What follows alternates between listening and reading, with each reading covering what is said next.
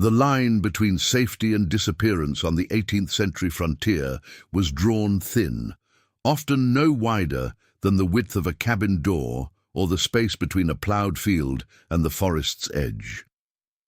Life for European settlers in the backcountry of North America was defined by its isolation. Wooden cabins stood scattered miles apart, carved from wilderness where the nearest neighbor might be a day's ride away, and where every journey beyond the clearing carried with it the possibility of ambush. Families rose before dawn to tend livestock and fell asleep to the distant sounds of wolves or the shifting creak of trees, always aware that the next noise might not be nature at all, but footsteps. The colonies were not simply extensions of Europe. They were contested landscapes, overlapping zones of ambition where English, French, and Spanish empires collided with the deeply rooted nations of the Iroquois, Abenaki, Shawnee, Cherokee, and countless others who had lived there for generations. Every treaty line was temporary, every boundary subject to sudden and violent revision. In that volatile world, raids were not exceptional events, but part of the fabric of life. Frontier families built their homes with rifle slits and escape cellars, taught children to stay quiet at the first hint of hoofbeats, and sometimes slept with their boots on. Yet no matter how vigilant they were, many families awoke to find their doors broken, their fields burning, and loved ones gone. Women and children were taken most often, not simply because they were more vulnerable, but because they were valuable. To rival nations seeking leverage, to native villages replenishing populations lost to disease and war, and to colonial militias who saw captives as bargaining chips in prisoner exchanges. A raid could sweep through a valley in minutes, leaving behind silence and ash, and by the time news reached the nearest fort or town, the captives could already be deep in the interior, days ahead of any pursuers. The assumption among settlers was always the same: those taken were lost forever. Captivity was spoken of in the same breath as death, and often with more dread. The woods beyond the fields were imagined as a realm of savagery and despair, where no Englishwoman could survive. Without being brutalized or broken, sermons thundered about heathen cruelty, and newspapers published lurid tales of torture and degradation. These narratives reinforced a picture of the frontier as a one-way threshold. Once crossed under duress, there was no return. The few who did come back were treated as living ghosts, their stories distorted to fit colonial fears rather than reflect the truth of their experiences. But the reality was far more complex. Many captives were indeed forced into hard journeys, marched barefoot through forests, their fates uncertain as they were distributed among villages or traded along alliances. Yet many others found themselves not in chains, but in homes, adopted into families who mourned their own losses and saw new kinship in those they brought back. For native societies, taking captives was often less about revenge than renewal, a way to replace members lost to epidemics, to forge political bonds, or to strengthen a community's future. Children could become sons and daughters, wives, could become integral members of a clan, and even those who resisted at first could find acceptance and purpose over time. To colonial eyes, this possibility was unthinkable. In a culture that equated captivity with degradation and civilization with Englishness, the idea that a woman might live, even thrive, among those branded as enemies struck at the heart of their worldview. It was easier to believe the vanished were dead than to imagine they had chosen a different life.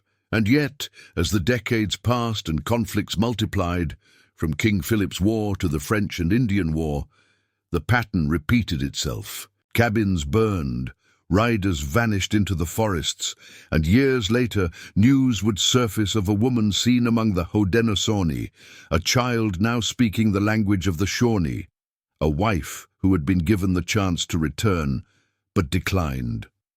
The frontier was not merely a line between wilderness and settlement. It was a porous, shifting space where identities were remade and loyalties transformed. For every family that grieved a vanished daughter, there was a native household that welcomed a new one. And for every story of loss whispered around a colonial hearth, there was another, harder truth moving silently beneath it, that some of the lost were not lost at all, but found something in their captivity that they had never known in their former lives. It was this quiet, unsettling reality that would shake frontier society to its core, when the women and children they had mourned as victims revealed in their choices that captivity was not always a tragedy, but sometimes an awakening. The story of captivity on the North American frontier cannot be separated from the wars that made it possible. From the mid-17th to the mid-18th century, the continent became a battleground where empires and nations clashed not only with armies and treaties, but with raids, kidnappings, and the forced movement of human lives. King Philip's War in 1675, one of the bloodiest conflicts per capita in colonial history, set the pattern. It was not simply a military struggle between New England settlers and a coalition of Wampanoag, Narragansett, and Nipmuc warriors. It was also a campaign waged against households, fields, and communities. Villages burned to ash overnight, and captives were not incidental spoils, but deliberate objectives. The taking of women and children both crippled the enemy's morale and replenished the population of those who had lost loved ones to disease and warfare. It was a practice rooted in necessity and tradition, one that would outlast the war itself and define the frontier for generations. The same dynamic intensified during Queen Anne's War, the North American theater of the War of the Spanish Succession, which raged from 1702 to 1713. This was a war fought not just between England and France, but by their indigenous allies, the Wabanaki Confederacy, the Iroquois, and others, who carried out raids deep into enemy territory. Frontier towns such as Haverhill and Deerfield became targets, their inhabitants caught in a cycle of reprisal and counter-reprisal. In February 1704, the raid on Deerfield by a combined force of French soldiers and Kanawake Mohawks left more than 100 English settlers dead or captured. Survivors were forced to march through the winter wilderness toward Canada, many dying along the way. Among them was 7-year-old Eunice Williams, whose decision decades later to remain with her adoptive Mohawk family would scandalize colonial society. But at the time, such captives were seen as bargaining tools, their fates entwined with diplomacy. They could be exchanged for French prisoners, ransomed by families, or kept as members of indigenous households, and the uncertainty of their futures was itself a weapon.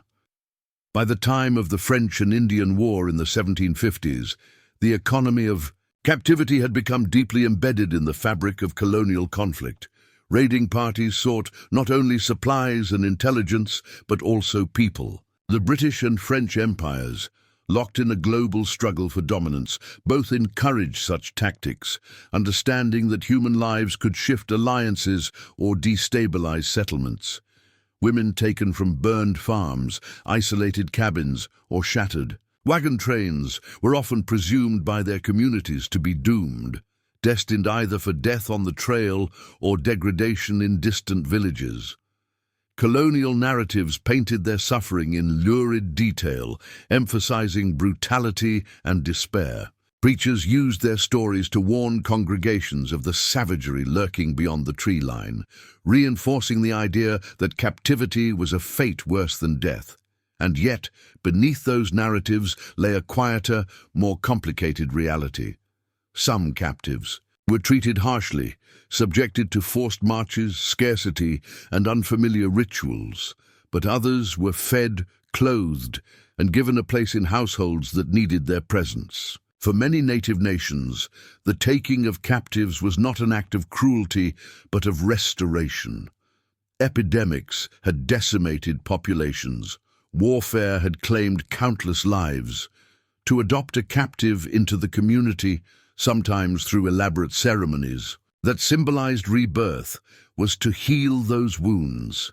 Women, in particular, were often integrated into families as daughters, sisters, or wives, roles that carried real respect and agency within many indigenous societies. This stark divergence between expectation and reality produced a tension that colonial society struggled to comprehend. Settlers could imagine their wives or daughters suffering. They could even imagine them dead, but they could not imagine them thriving, building families, raising children, and forging identities within the very cultures they had been taught to fear. When some captives refused ransom or resisted repatriation, their choices were seen not as acts of agency, but as signs of madness or corruption. Colonial leaders drafted sermons and pamphlets to explain these decisions as evidence of brainwashing or sin, because to acknowledge that a woman might freely choose life among the so-called enemy was to question the moral and cultural foundations of their world. The wars that shaped early America were brutal, and captivity was one of their most enduring weapons. But they also created spaces where the lines between conqueror and captive, victim and survivor, blurred in ways no one expected. For every story of a woman who perished in the wilderness, there was another of one who found belonging where she was least expected to. And for a society built on rigid notions of civilization and identity, those unthinkable choices were perhaps more threatening than any musket or torch. In the winter of 1676, as King Philip's War raged across New England, the fragile sense of security that English settlers clung to on the edge of the wilderness collapsed in fire and blood. The conflict, born of decades of encroachment, broken. Treaties and mutual distrust had already consumed entire towns, but for one woman in particular, the war would become something more personal, an ordeal that would shape colonial memory for generations. Her name was Mary Rowlandson, the wife of a Puritan minister in Lancaster, Massachusetts Bay Colony. On the morning of February 10th, she awoke to the sounds of gunfire and screams. A coalition of Narragansett, Nipmuc, and Wampanoag warriors descended on the town, burning houses and slaughtering those who resisted. When the attack ended, more than a dozen settlers lay dead, including one of Mary's relatives, and she and her 3 children were among the survivors taken into captivity. The image that would later emerge from her ordeal, and from the widely read narrative she published after her release, was one of brutal suffering. Rowlandson described the violence of the raid in harrowing detail, recounting how she was wounded and how her youngest daughter, Sarah, died in her arms from injuries sustained during the attack.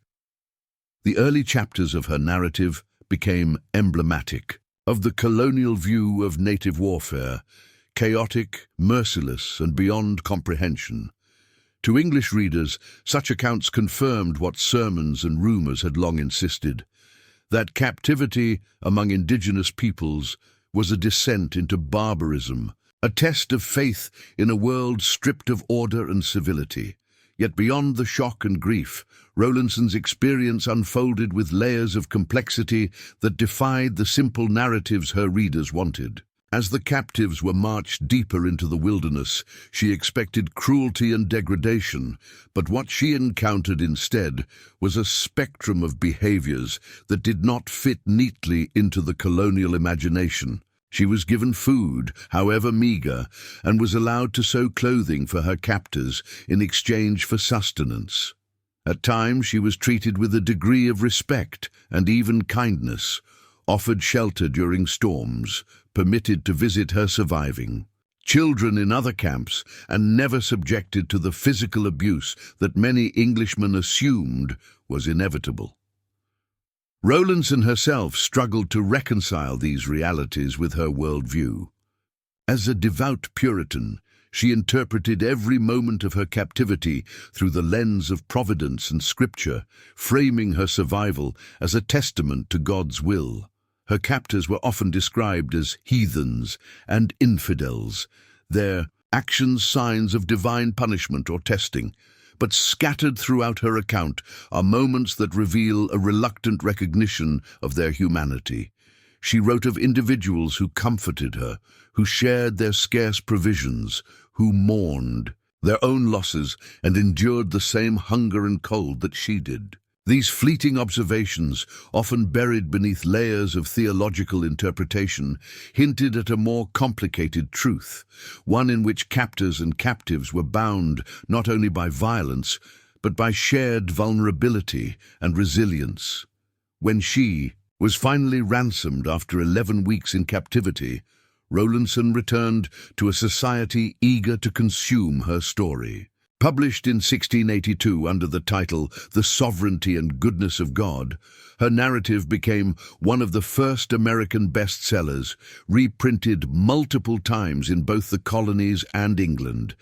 It was read as a tale of steadfast faith under unimaginable adversity, reinforcing the idea that the frontier was a savage wilderness and that those who survived it did so only through divine favor. But in shaping public opinion, the narrative also solidified a cultural framework that saw captivity as an experience defined solely by suffering, a framework that left little room for the nuances she herself had glimpsed. The enduring influence of Rowlandson's account went far beyond her own life. It became the template for a genre of captivity narratives that would proliferate over the next century, shaping how colonists understood and feared their indigenous neighbors. These stories were political tools as much as personal testimonies, justifying expansion, fortification, and retaliation. And yet, beneath their stark portrayals, the deeper truths of captivity persisted, sometimes visible only in the cracks of the narrative. Mary Rowlandson's ordeal was unquestionably traumatic, marked by loss, fear, and dislocation. But it was also an encounter with a world that colonial society refused to see, a world where enemies were not monsters but people, capable of cruelty and compassion alike. It was that hidden complexity, unspoken yet undeniable, that would haunt the colonial imagination long after she returned home. Long before European colonists arrived in North America, the Haudenosaunee, the confederacy known to outsiders as the Iroquois, had developed a deeply rooted practice for healing the wounds of war and grief. It was called the Mourning War, and at its heart was not conquest or plunder, but restoration.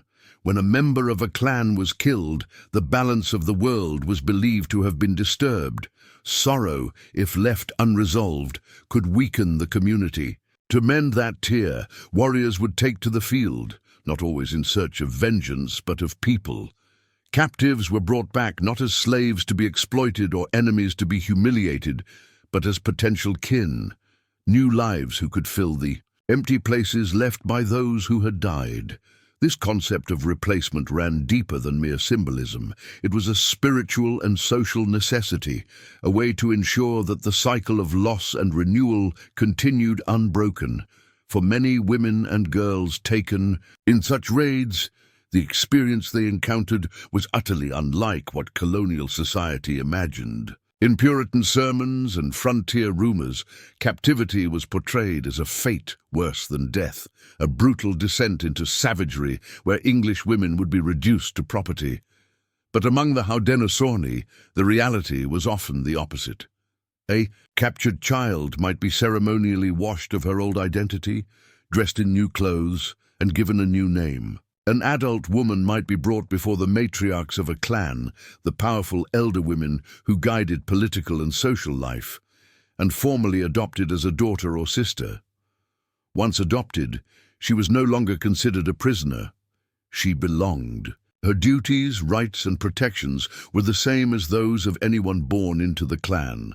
This transformation could be bewildering, even frightening, for those taken from colonial households. Yet over time, many captives adapted, and some came to cherish their new lives. Haudenosaunee villages were structured around communal support and reciprocity. Women worked together in longhouses, shared childcare responsibilities, and wielded significant influence over decisions. Their labor sustained the community, and their voices shaped its future. For English women accustomed to the rigid hierarchies of colonial life, where property, politics, and even spiritual authority belonged almost exclusively to men, this new status could be startling. Some who had once been ministers' wives or farmers' daughters found themselves with a degree of autonomy and respect they had never known before. To colonial observers, this reality was incomprehensible.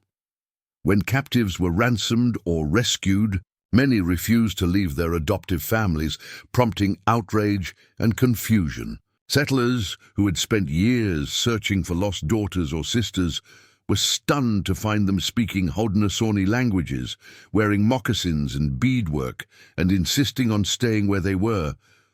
Colonial newspapers described such choices as evidence of brainwashing or moral corruption, while clergy warned that prolonged contact with heathens could erode Christian virtue. Yet those explanations said more about colonial fears than about the women themselves. For many, their bonds to their new families were not born of coercion, but of genuine love and belonging.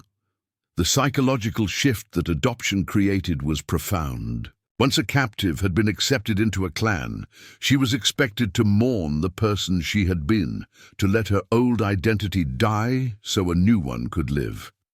This act mirrored the mourning that had brought her there in the first place.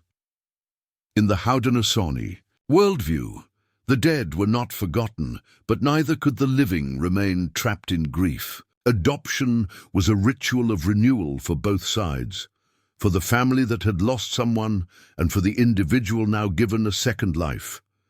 This practice also challenged European notions of warfare and victory. Colonial armies fought to destroy, subjugate, or seize land. The Haudenosaunee fought to heal, to balance the scales of loss, and to sustain their communities. Where Europeans saw captivity as degradation, the Haudenosaunee saw it as transformation. This clash of worldviews ensured that the stories of adopted women became some of the most shocking and unsettling on the frontier. They revealed that cultural power did not always flow from guns and forts, but could be asserted through kinship, ceremony, and care. And they forced settlers to confront a truth they had never anticipated, that their daughters and sisters might not wish to be rescued at all. In the longhouses of the Haudenosaunee, where fires burned through the winter and stories of ancestors were told beside drying maize and furs, many women taken from colonial worlds were not prisoners. They were family, daughters reborn in a society that saw them not as spoils of war, but as part of the eternal cycle of grief, memory, and renewal. Their presence was a living reminder that the frontier was not simply a line dividing two worlds, but a space where identities could be remade and loyalties could shift in ways neither side fully understood. On a frigid night in February 1704, the small frontier town of Deerfield, Massachusetts, slept under a heavy blanket of snow.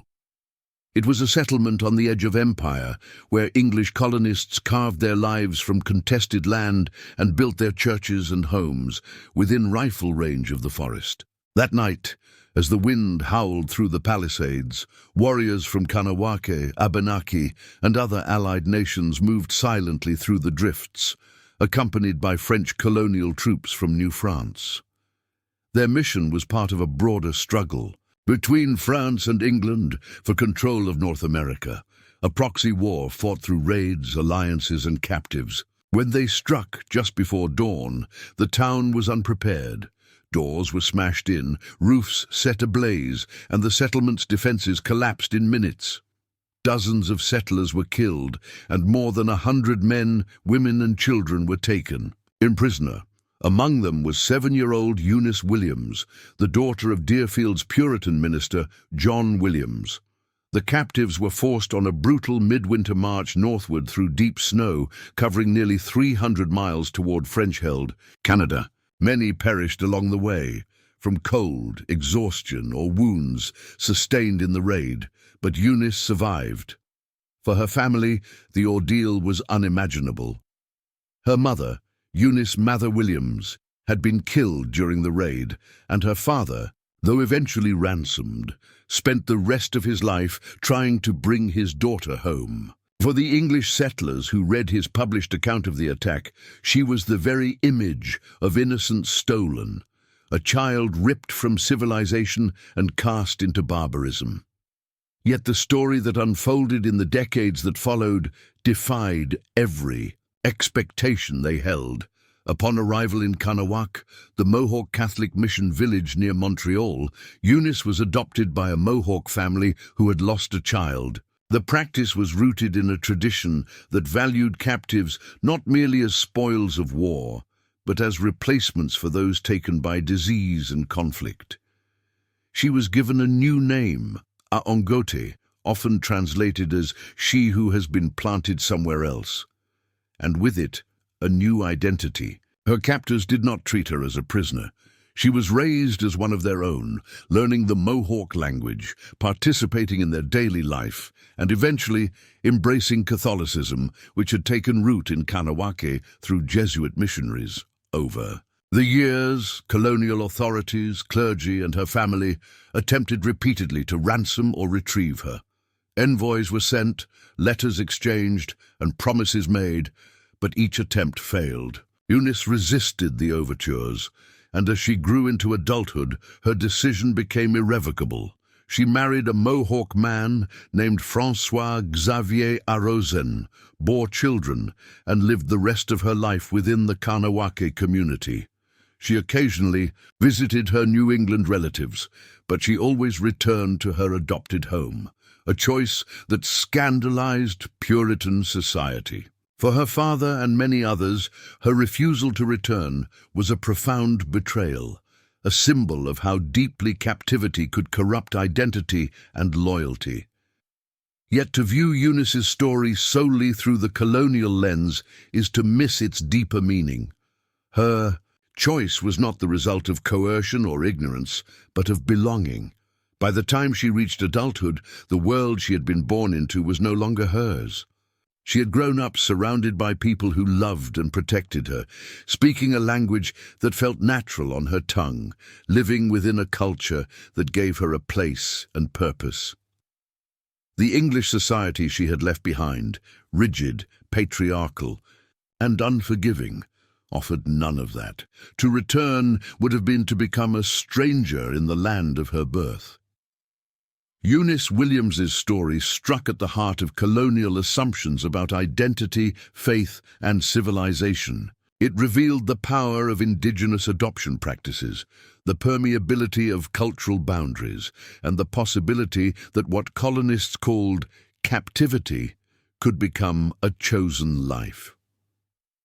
Her descendants still live among the Mohawk today, a living testament to the fact that cultural transformation did not flow in only one direction on the colonial frontier.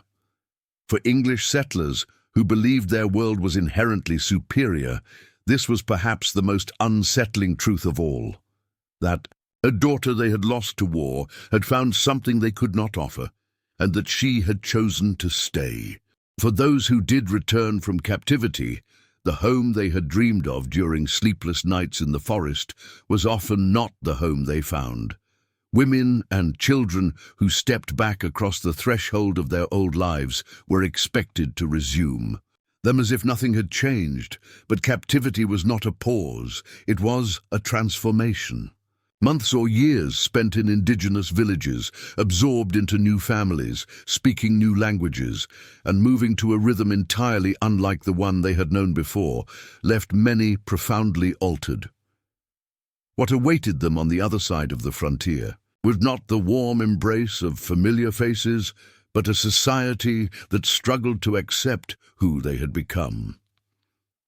Colonial communities, steeped in strict hierarchies and deeply suspicious of difference, often viewed returnees as damaged goods. The very fact that they had lived among those branded as enemies was enough to cast doubt on their purity, their faith, and their loyalty.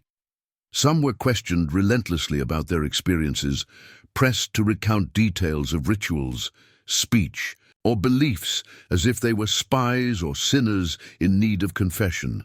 Women who had married or borne children while living among native families were treated even more harshly.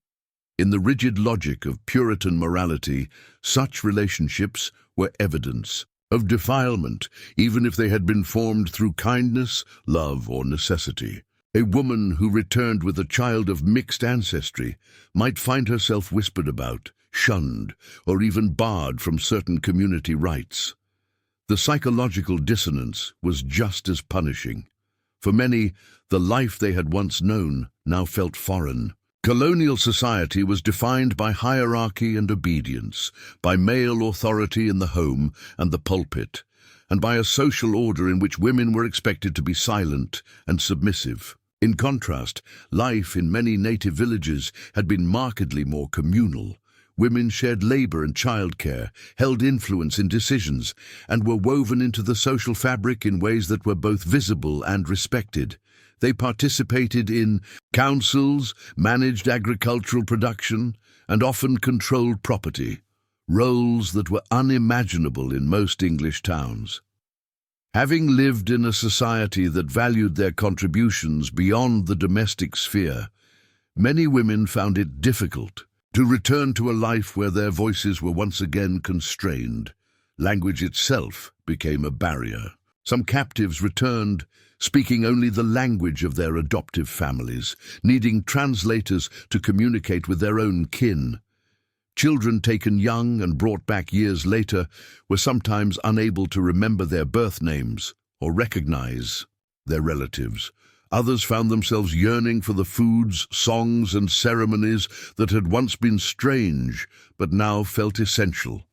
This sense of displacement, of being caught between two identities, was deeply unsettling. A woman might be physically home, yet spiritually and emotionally still bound to the village she had left behind. Some resisted reintegration entirely. There are records of captives who fled back to their indigenous families after being rescued, vanishing into the forests rather than endure the suffocating expectations of their former world. To colonial society, these acts were seen as proof of corruption, evidence that time among native peoples had erased their civilized nature. But to the women themselves, the decision was often less about rejecting their past than about choosing the place where they felt most whole. In the villages where they had once been strangers, they had become sisters, mothers, and valued members of a community. The life that had begun in violence had grown into something deeply human. Even those who stayed carried the weight of that dual identity for the rest of their lives. They lived between two worlds, never fully belonging to either. Their memories and loyalties divided. Their stories revealed the deeper human dimension of captivity, not just as an episode of loss and return, but as a transformative crossing of cultural boundaries. The frontier was not a simple line between civilization and wilderness, good and evil, us and them. It was a permeable space where identities blurred, where lives were remade, and where a person could stand at the doorway of her old home and realize that, in some fundamental way, she no longer belonged inside. For colonial society, this reality was profoundly unsettling. It challenged the notion that English life was inherently superior and that anyone who tasted it would inevitably return. The choices of these women, some staying, some leaving again, many living in the shadowed space between, forced settlers to confront an uncomfortable truth. The people they had once pitied as victims had discovered possibilities beyond the narrow confines of their own world, and sometimes, when given the choice, they walked back toward the forests and did not look back. For European settlers on the frontier, captivity was imagined as a state of bondage, a condition to be endured, escaped, or redeemed from. They saw it through the lens of their own society, where captives were often prisoners, slaves, or bargaining chips stripped of agency and identity. But for many indigenous nations of North America, the concept was entirely different. Among the Haudenosaunee, Shawnee, Lenape, and others, captivity was not merely about taking people. It was about remaking them. It was a deeply rooted system of adoption, a social and spiritual process through which captives were transformed into kin and communities rebuilt themselves after loss. To understand why so many who were taken chose to stay, one must first understand the cultural foundations of this system, a society of adoption, not chains. Central to this worldview was the idea of balance. Warfare and disease had taken a heavy toll on native populations long before and after the arrival of Europeans, and every death left a void, not only in families, but in the spiritual order of the world.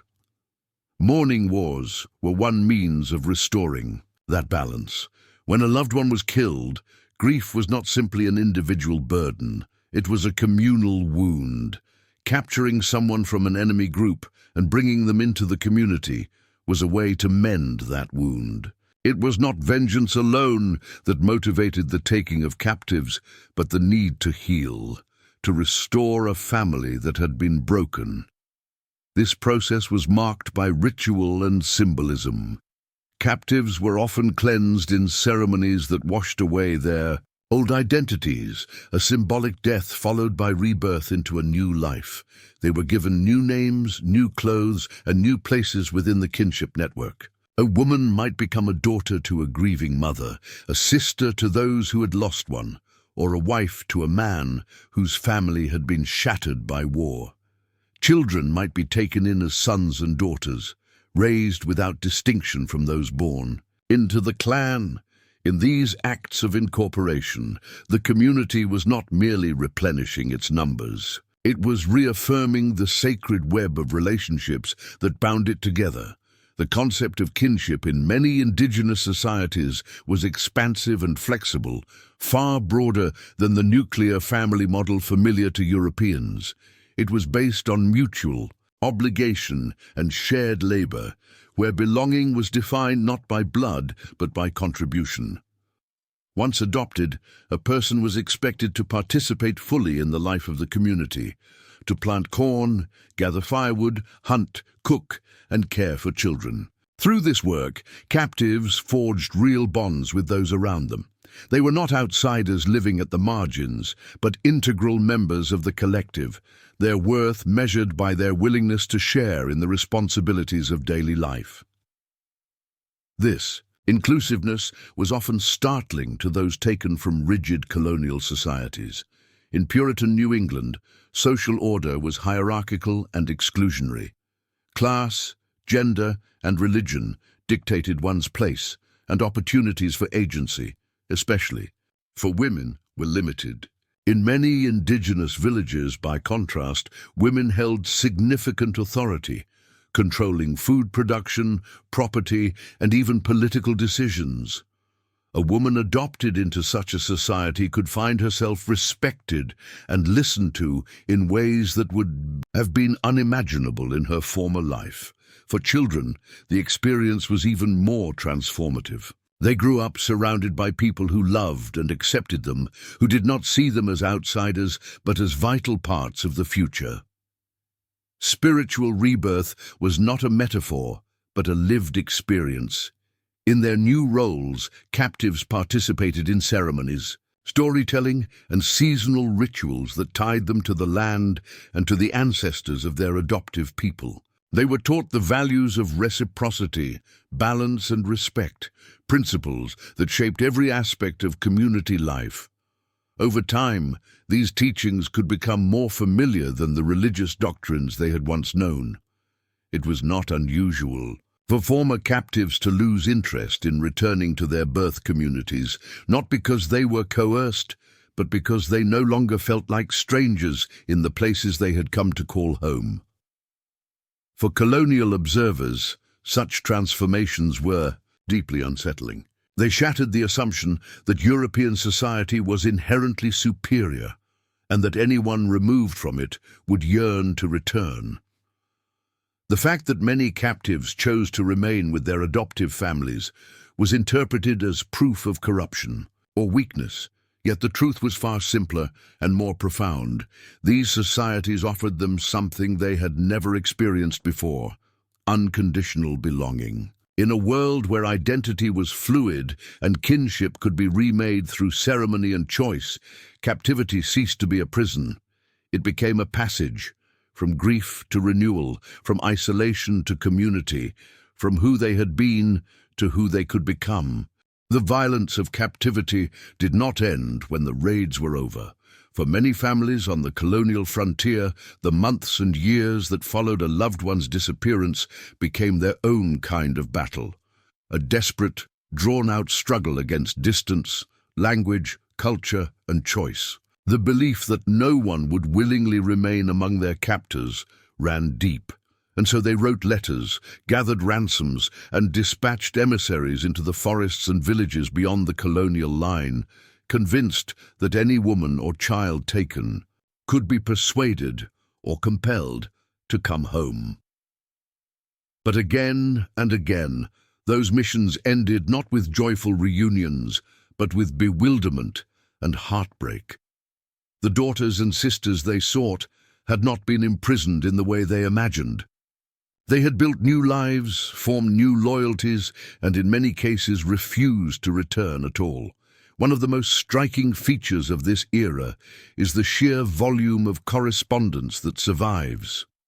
Letters sent from colonial governors to French officials, from ministers to Jesuit priests, from fathers to children they had not seen in years. They are written in the language of yearning and authority, mingling pleas for mercy with assertions of paternal right. A father might beg for news of a daughter taken at age 10 and now grown to womanhood among the Haudenosaunee. A brother might offer land, money, or livestock for the return of a sister he barely remembered. In some cases, entire expeditions were organized at enormous cost, with soldiers and interpreters sent deep into unfamiliar territory under white flags to negotiate. The release of captives. Yet many of these missions failed, not because the captives were unreachable, but because they did not want to leave. Time and again, envoys reported the same baffling scenes. A woman stepping forward, listening silently to the words of her kin, and then gently declining the offer. Some were polite but firm, insisting that they were now part of another family. Others avoided the meetings altogether, slipping away before the delegation arrived. There were even cases where captives who agreed to visit their old communities fled back to their adoptive villages within weeks or days, unable to reconcile themselves with the world they had once known. The pain this caused to colonial families is difficult to overstate. Parents who had prayed for years for a child's return were forced to confront a reality they had never prepared for: the possibility that their child did not see herself as lost. Husbands who had spent fortunes arranging ransoms were stunned when their wives refused to come home. Ministers thundered from pulpits about the dangers of going native, framing such refusals as evidence of moral corruption or demonic influence. Newspapers and pamphlets spread lurid stories, portraying those who stayed as victims of manipulation or madness, because to admit that they might have chosen their new lives freely was to undermine the colonial worldview itself. Yet for the captives themselves, the decision was often deeply human. Years spent in indigenous communities, especially when taken young, transformed their sense of self. They had new names, new kin, and new responsibilities. They spoke languages their families did not understand, practiced rituals foreign to their birth culture, and belonged to networks of care and obligation that extended far beyond blood ties. Many had children or spouses in their adoptive communities, bonds that felt stronger than the distant memories of a childhood left behind. To abandon those lives was not a simple return. It was a second kind of captivity. For those left behind, the refusal to return often felt like a betrayal, but it was also a profound challenge to colonial assumptions about civilization, loyalty, and identity. It revealed that the savage world they had demonized was capable of offering something powerful, belonging strong enough to outweigh blood, culture, and the pull of home. The letters and envoys that crisscrossed the colonial frontier tell a story not only of love and grief, but of two worlds whose values could not be reconciled. They show fathers weeping over daughters who no longer answered to their names, mothers clutching gifts that would never be accepted, and husbands staring across a cultural gulf too wide to bridge. The finality of those refusals left scars that outlived the conflicts themselves. Some families carried the hope of reunion to their graves, while others struck the names of lost loved ones from family records as though they had died. But they had not died. They were living lives beyond the edge of the colonial map, lives they had chosen. And in the quiet aftermath of failed rescues and unanswered pleas, the settlers, who had once believed that no one would ever prefer the forest to the town, were forced to face a truth that shook their certainty: that home was not always where you came from, but where you chose to stay. In the summer of 1754, as the French and Indian War spread across the contested borderlands of New England and New France, a woman named Susanna Johnson awoke to a nightmare that would define the rest of her life. She lived with her husband, James, and their children in Charlestown, a small frontier settlement on the Connecticut River, known then as Number 4. It was a lonely outpost, a cluster of wooden homes and fields surrounded by dense forests, where alliances and hostilities shifted with the seasons. On the morning of August 30th, a raiding party of Abenaki warriors descended on the settlement. They burst into the Johnsons' cabin before dawn, taking the entire family captive: Susanna, her husband, her sister, and 3 young children. Pregnant and terrified, she was forced to march north toward Canada, beginning a journey that would stretch for hundreds of miles and months of uncertainty. The march was brutal. The captives were given little food and less rest, their feet blistered and bleeding from the rough terrain. Along the way, Susanna gave birth to a daughter, whom she named Captive, on the banks of the Connecticut River. There was no midwife, no doctor, only the watchful eyes of her captors and the distant hope that they might allow her to live long enough to care for the child. Yet even in those desperate conditions, moments of humanity broke through the fear. An Abenaki woman helped deliver the baby, wrapping her in soft furs and carrying her when Susanna was too weak to continue. Another offered her food from their own scarce supplies. The raiders, who could easily have abandoned the newborn as a burden, instead ensured her survival. These gestures, though small, unsettled the stark colonial image of captors as heartless savages. Weeks passed as the party moved steadily northward, deeper into territory under French influence. Along the way, the Johnson family witnessed a side of indigenous society that few English colonists ever saw. Their captors were not a disorganized mob of marauders, but members of a community with rituals, kinship structures, and codes of conduct. They paused to offer thanks at rivers and forest clearings, shared stories around campfires, and treated each other with a deep sense of mutual responsibility. It was a worldview far removed from the colonial notion of wilderness as empty and uncivilized, one where even captives were folded into the rhythms of daily life rather than treated solely as spoils of war. When the group finally reached Montreal, the Johnsons were handed over to French authorities, who arranged for them to be distributed among different households as part of a broader political strategy. Susanna and her children were separated from James, and her daughter Captive was adopted by a French family. It would be 3 long years before they were reunited and eventually ransomed. Throughout this ordeal, Susanna never denied the suffering she endured, the hunger, the exhaustion, the grief of separation. Yet in the narrative she later published, a narrative of the captivity of Mrs. Johnson, she also recounted moments that did not fit colonial expectations. The kindness of the Abenaki woman who carried her baby, the restraint shown by warriors who could have been cruel, the dignity and order of a society often dismissed as barbaric. These observations carried weight far beyond her personal story. They challenged a deeply entrenched colonial narrative that saw indigenous peoples only as enemies, incapable of compassion or civility. Susanna's account complicated that picture, revealing a reality where captors could also be protectors, where the lines between victim and enemy blurred, and where cultural difference did not preclude shared humanity. Her experience did not erase the trauma of her captivity, but it revealed something her society was reluctant to acknowledge: that even in war, people on both sides could see and treat each other as human beings.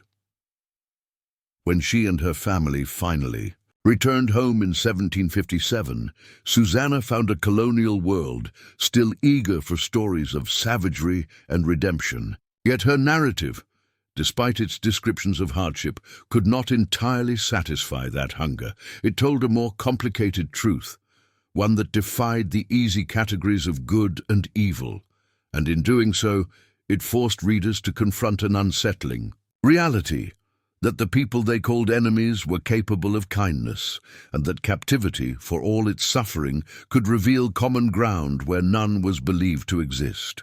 For colonial families, the hope that a daughter or wife taken captive might one day be rescued was the single thread that held despair at bay. They prayed for it, plotted for it, and sometimes risked their lives for it, convinced that once the chance for return was offered, the lost would seize it eagerly.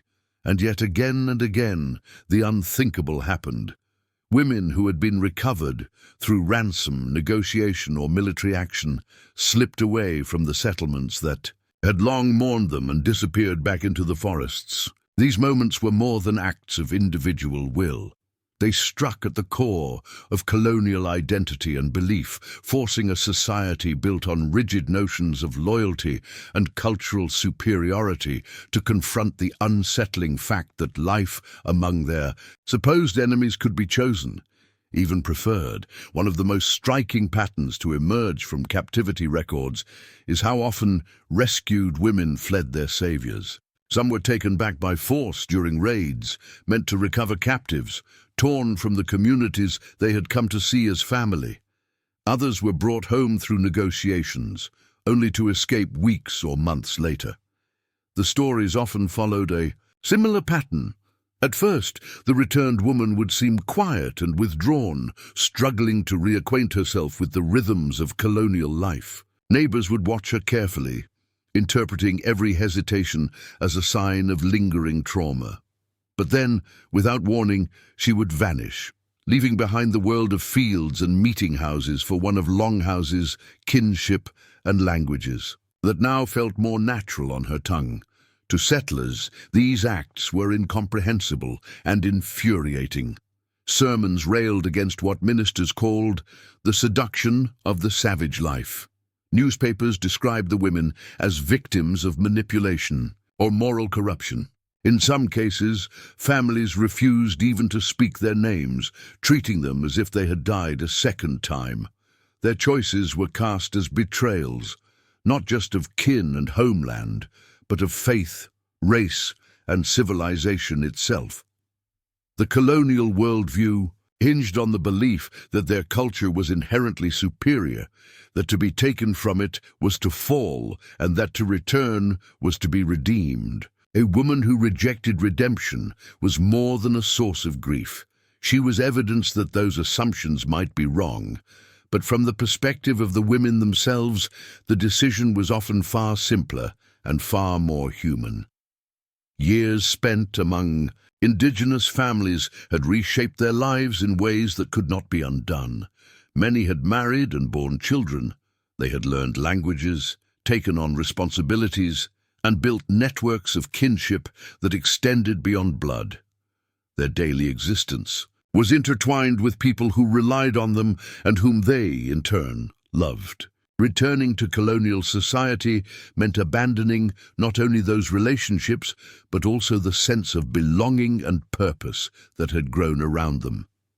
It meant exchanging a communal life built on shared labor and mutual support for a more rigid and hierarchical one, where their voices carried less weight and their choices were more constrained.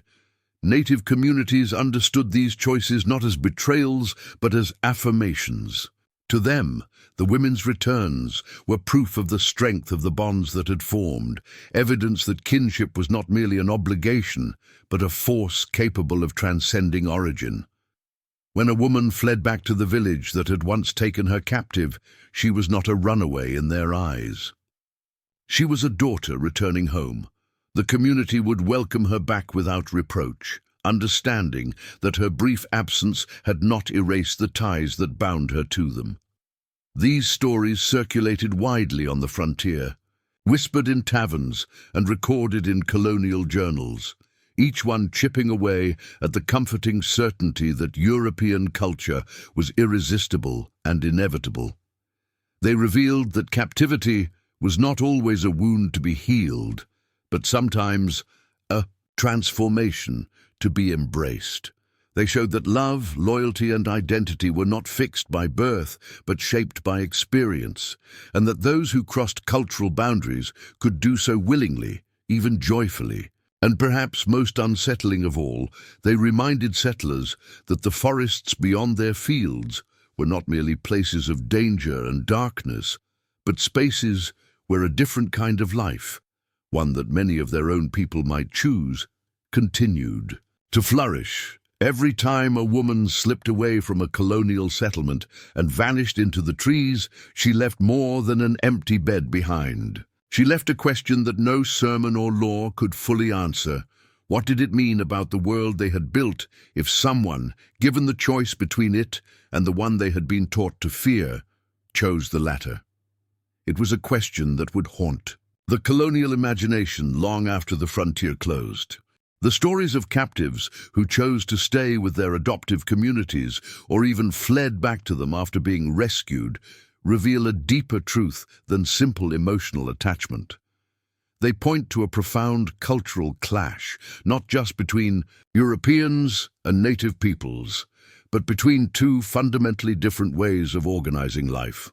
On one side was the colonial world, built on individual property, rigid hierarchy, and strict gender roles.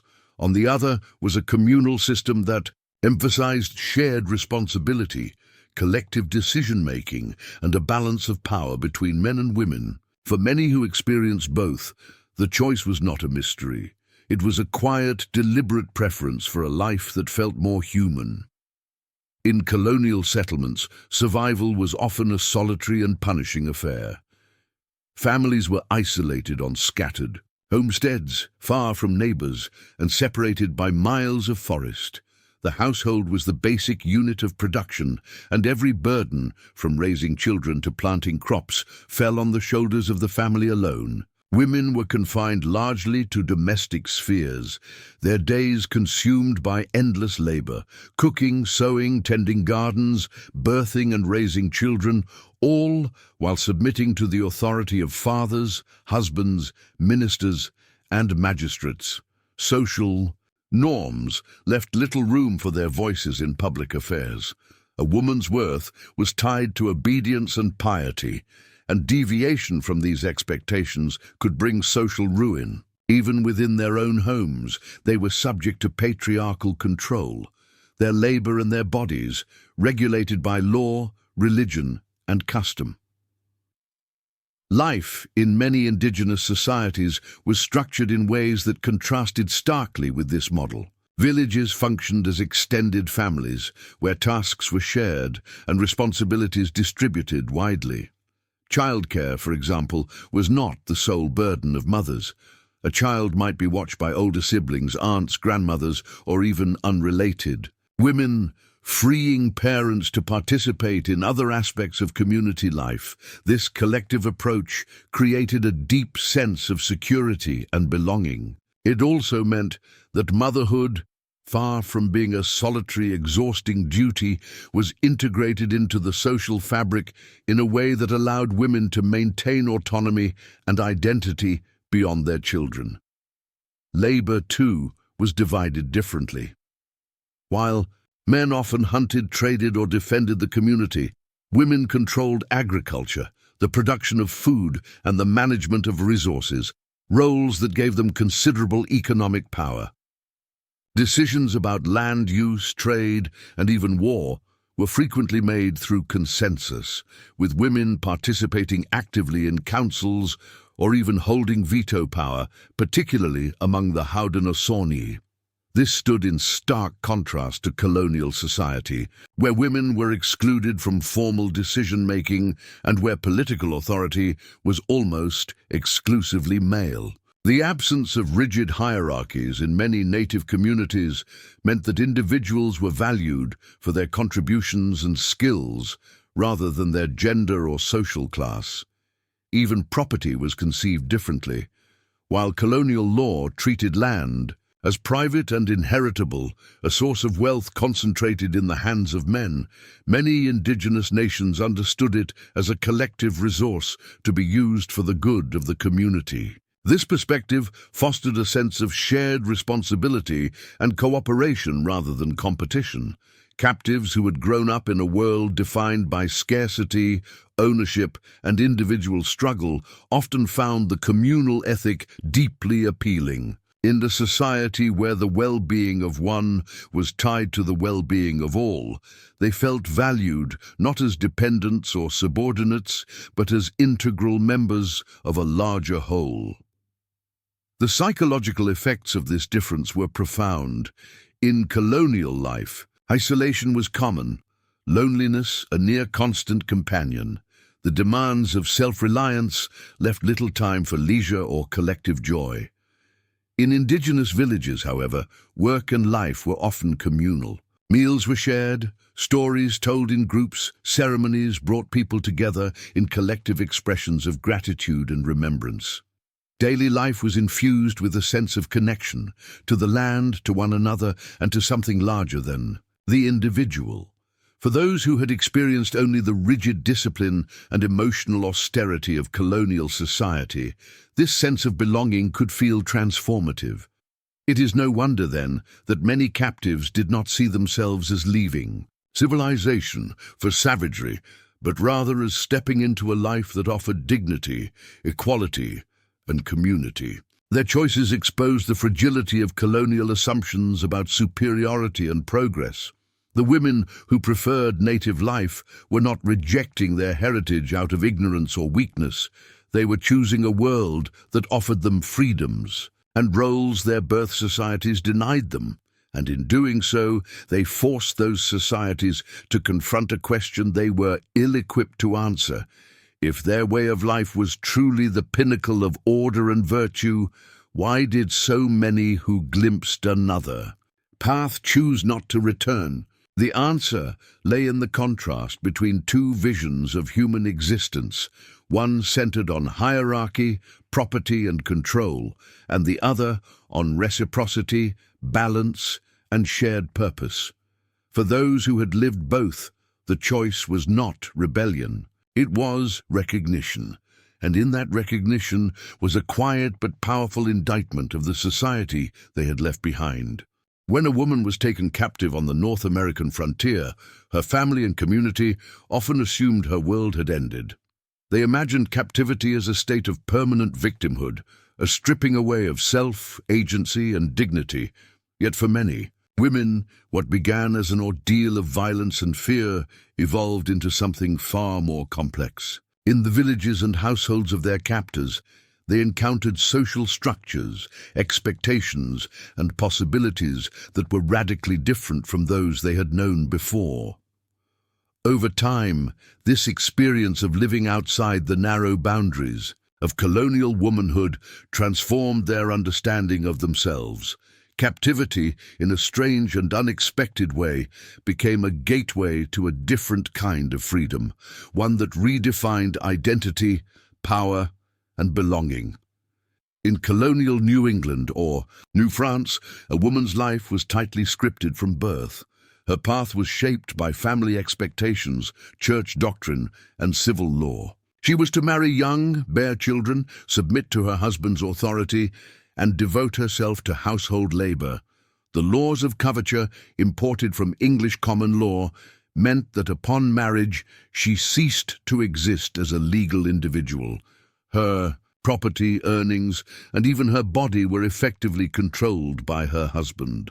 Her voice in public life was almost non-existent, and her opportunities for self-determination were few. These constraints were often so deeply ingrained that they were invisible, accepted as the natural order of things.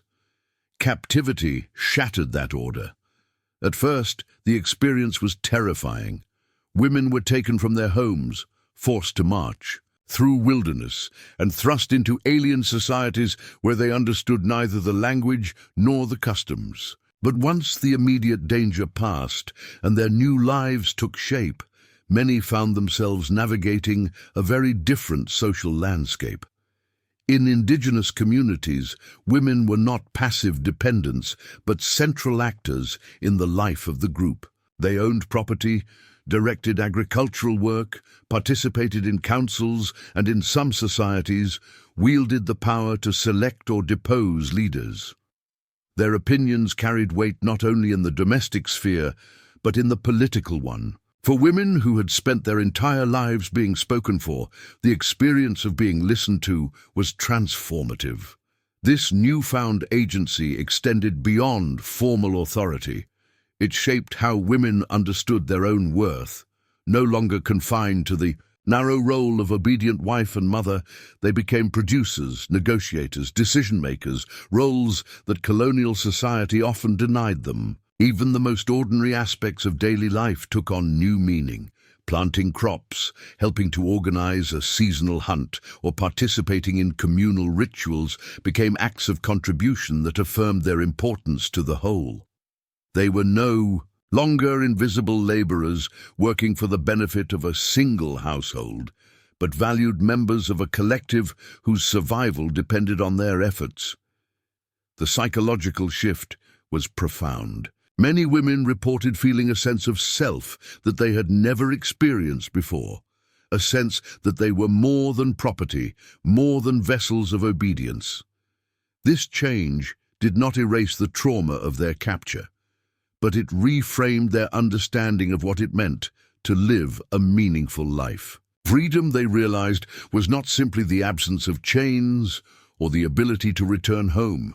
It was the capacity to shape one's destiny, to speak and be heard, to act and be respected. And in many indigenous societies, they found that freedom, in ways that colonial life had never permitted. This transformation helps explain why some captives resisted rescue or felt alienated after returning to their former homes. Having experienced life as agents of their own futures, they struggled to accept a return to silence and subordination. They saw clearly, often for the first time, the limitations they had once taken for granted, the laws that rendered them invisible, the customs that stripped them of autonomy, the expectations that confined them to obedience. Their minds had outgrown the world that awaited them, and no amount of nostalgia could make it fit again. To their families and neighbors, these changes were incomprehensible. How could a woman prefer a life in the forest over the comforts of home? How could she see herself as free among those who had once held her captive? But the paradox was only apparent from the outside. From within, the truth was clear. Captivity had dismantled old definitions of freedom and replaced them with something richer, deeper, and more personal. For many of these women, the choice to remain with their adoptive communities was not a rejection of their past, but an embrace of their present selves. Selves they had discovered only by stepping beyond the boundaries their birth societies had drawn. In that discovery lay a quiet revolution. It was not fought with weapons or laws, but lived through daily acts of choice and belonging. And though colonial society might never have understood it, the women who walked away from their old lives were not running from home. They were walking toward freedom, a freedom defined on their own terms, born from an experience that had begun in fear but ended in self-realization. The repeated decisions of captives to remain with their indigenous families did more than break the hearts of colonial households. They threatened the ideological foundations of the societies they had left behind. Every woman who refused ransom, every child who slipped away to rejoin their adoptive village, chipped away at the colonial conviction that their way of life was not only superior, but ordained. If the civilized world was truly a higher form of existence, why did so many who had experienced both choose the one they had been taught to fear? It was a question colonial leaders could not afford to ignore, and their responses over the 18th century reflected both their alarm and their determination to reassert control. Propaganda, law, religion, and policy became the tools with which they sought to pull back those who had crossed the cultural boundary, or, failing that, to convince themselves and their societies that crossing it was shameful. One of the most powerful weapons colonial governments wielded was narrative. Captivity stories, which had begun as deeply personal testimonies like Mary Rowlandson's, were repurposed as public instruments of persuasion.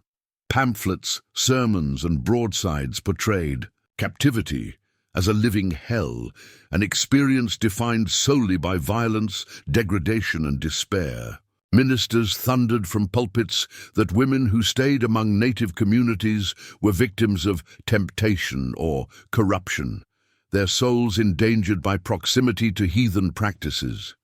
Preachers compared indigenous villages to biblical Babylon, places where once pure Christians were seduced into abandoning their faith. Even the language of official proclamations reflected this fear, describing those who did not return as lost or fallen, rather than as people who had chosen a different life. The intent was clear: to frame going native not as a choice but as a moral failure. Authorities also turned to policy. Frontier militias were strengthened, patrols increased, and laws were enacted to regulate interactions with indigenous peoples more tightly. Trade restrictions were sometimes used to limit the exchange of goods and information that might facilitate assimilation. In some colonies, legislation required returning captives to undergo interrogation and religious re-education before being allowed to reintegrate into their communities, a process designed to erase the influence of their time away and reaffirm their loyalty. Governments funded missions and schools near indigenous settlements, hoping that Christian instruction and European-style education would discourage cultural blending and produce intermediaries loyal to the colonies rather than to native nations. Religious institutions took the lead in this cultural counteroffensive.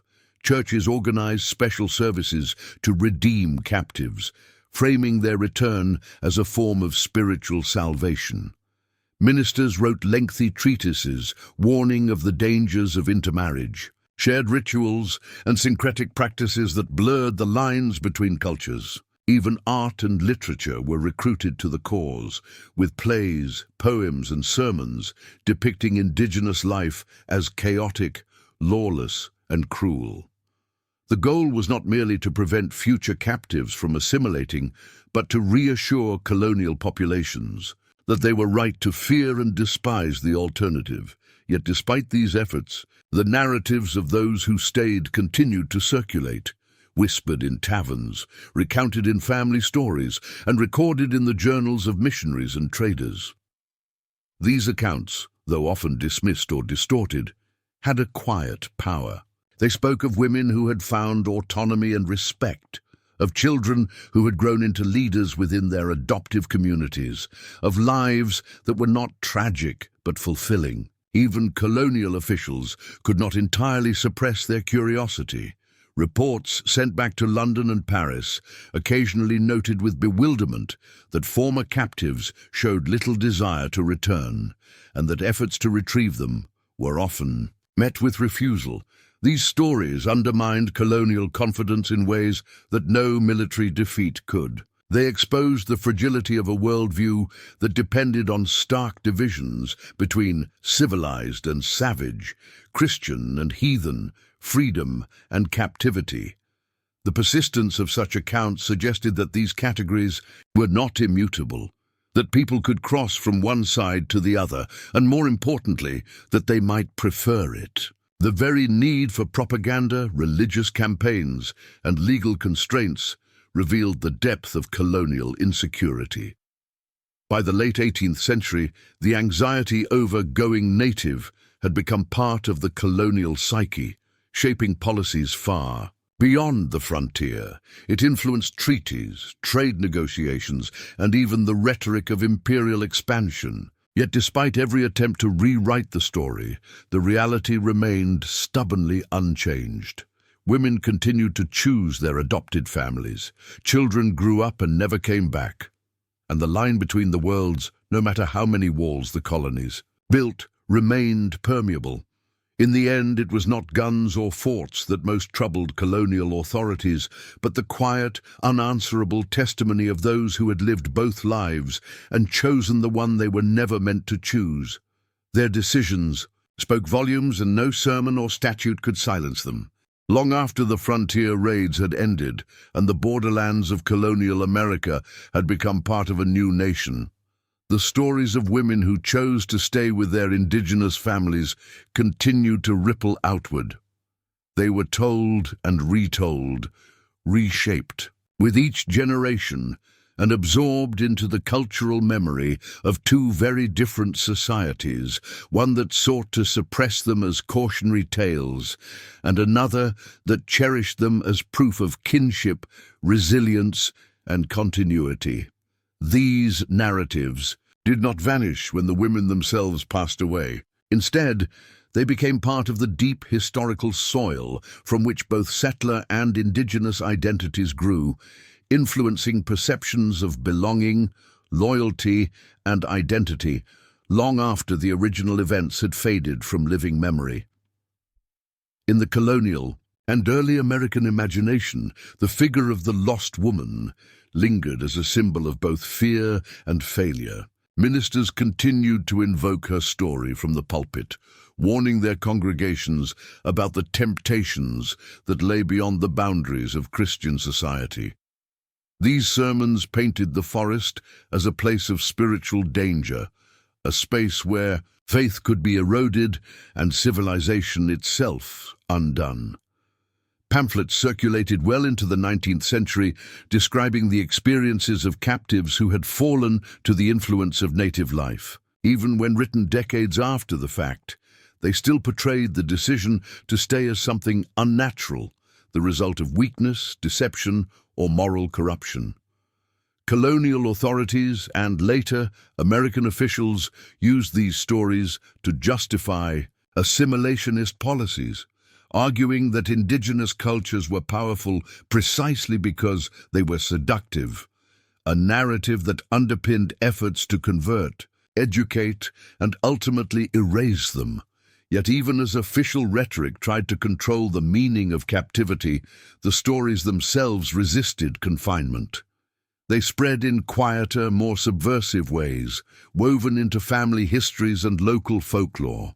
Among frontier families, tales of a daughter or sister who had vanished into the forests became part of the collective past, often told with a mixture of sorrow and disbelief.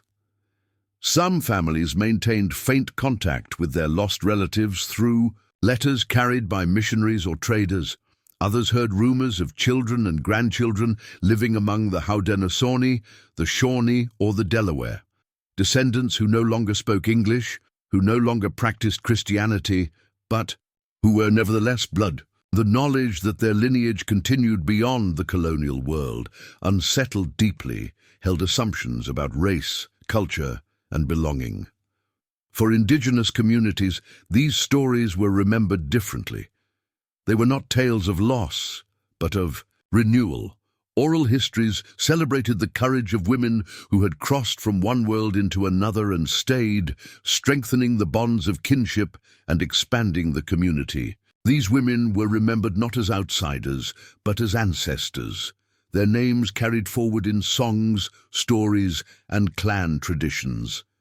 In some cases, their descendants rose to positions of leadership, becoming chiefs, matriarchs, and keepers of cultural memory. The fact that they had once come from outside the community was not a mark of shame. It was evidence of the community's resilience and its ability to incorporate and transform. Even centuries later, the legacy of those decisions could still be felt. Anthropologists and historians, tracing family lineages in Haudenosaunee or Abenaki villages, found descendants of women taken in the 17th and 18th centuries. People who carried English or French surnames generations removed from their origins. In some cases, they were aware of their ancestors' stories. In others, those stories had become so deeply woven into the fabric of their identity that they were no longer distinct from the rest of their heritage. These living legacies testified to the enduring power of those long-ago choices, reminders that cultural boundaries, once crossed, could remain blurred for centuries. The persistence of these narratives also shaped broader conversations about identity in North America. They complicated simplistic notions of cultural purity and challenged the idea that indigenous and European societies had remained separate and distinct. Instead, they revealed a history of intermingling, of kinship formed in the most unexpected ways. For settler societies, this reality was often inconvenient, undermining national myths of conquest and domination. For indigenous peoples, it was a source of strength, a demonstration that even in the face of violence and displacement, their cultures had not only survived, but had grown by incorporating others. Today, the echoes of these stories continue to resonate. They appear in novels, historical accounts, museum exhibits, and community oral traditions. They shape debates about identity, belonging, and cultural continuity. And they serve as reminders that history is not a fixed story told from one perspective, but a tapestry woven from countless lives and choices. The women who stayed left more than memories behind. They left descendants, traditions, and a complicated but enduring legacy that continues to challenge how we understand the past. In their stories, we see how captivity can become kinship, how loss can become renewal, and how the choices of a few individuals centuries ago still shape the identities of nations and peoples today. By the end of the 18th century, the stories of women who had been taken from their homes and had chosen to remain among their captors had become more than historical curiosities. They were windows into deeper questions about what it meant to be free, to belong, and to know oneself. They challenged assumptions so deeply woven into colonial culture that few had ever thought to question them. Captivity, in the minds of most settlers, was supposed to represent the total absence of freedom, a state of domination, humiliation, and helplessness from which one must escape at all costs. But the choices these women made, to stay, to build, lives in unfamiliar worlds, to refuse rescue, revealed something much more complicated. For many of them, captivity was not an end to their freedom. It was the beginning of their first real experience of it. At its heart, this transformation was about identity. Colonial society was rigidly structured, its hierarchies firmly drawn. Women's roles were defined almost entirely by their relationships to men, as daughters, wives, and mothers, and their value was measured by how well they conformed to ideals of obedience, piety, and domesticity. A woman who strayed from these expectations, even briefly, risked condemnation and disgrace. Within indigenous communities, however, identity was often more fluid. A person could be reborn through adoption, renamed, and woven into a kinship network that valued their contributions regardless of their origin. Women could exercise authority, own property, participate in decisions, and shape the future of their communities in ways that colonial society seldom allowed. The result was a profound redefinition of self. Women who had once been confined to narrow roles discovered that they were capable of more, that they could lead, speak, decide, and influence. They were no longer merely passengers in the story of their own lives, but active participants in shaping its course. And because this transformation occurred within a framework of community rather than hierarchy, it often felt more authentic and more empowering than the so-called freedom they had known before. Belonging, too, took on a different meaning. In the colonial world, belonging was primarily a matter of birth, of lineage, religion, and nation. To belong was to be born into a particular identity and remain within its confines. The stories of captives who stayed shattered that notion. They demonstrated that belonging could also be chosen, built, and nurtured. It was not simply something one inherited, but something one created through shared work, shared memory, and shared care. The women who remained with their adoptive communities did so, not because they had forgotten where they came from, but because they had found a deeper, more sustaining sense of home. This reimagining of freedom and belonging had consequences that rippled far beyond individual lives. It exposed the cracks in colonial ideology, revealing that the systems of power and belief that Europeans had brought with them were neither universal nor inevitable.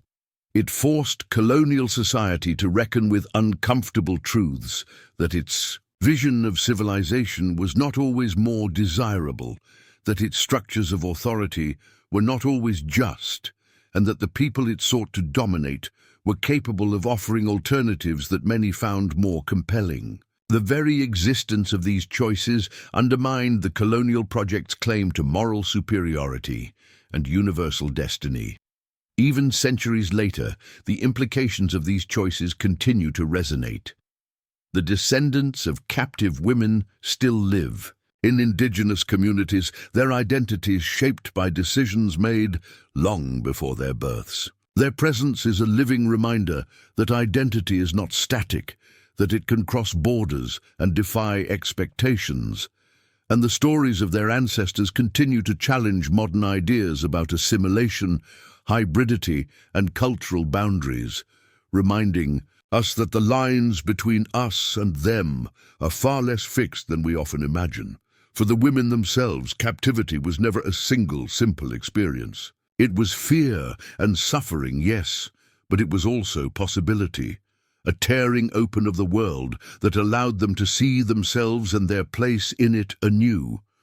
It was the spark that illuminated the difference between merely existing and truly belonging, between being constrained by circumstance and shaping one's destiny. In that sense, captivity was not an ending but a beginning. The beginning of lives lived on their own terms, in worlds they helped to shape, and in identities they chose for themselves. Their stories endure not as tragedies, but as quiet revolutions, proof that even in the darkest moments of history, human beings can find ways to reclaim themselves and redefine what it means to be free.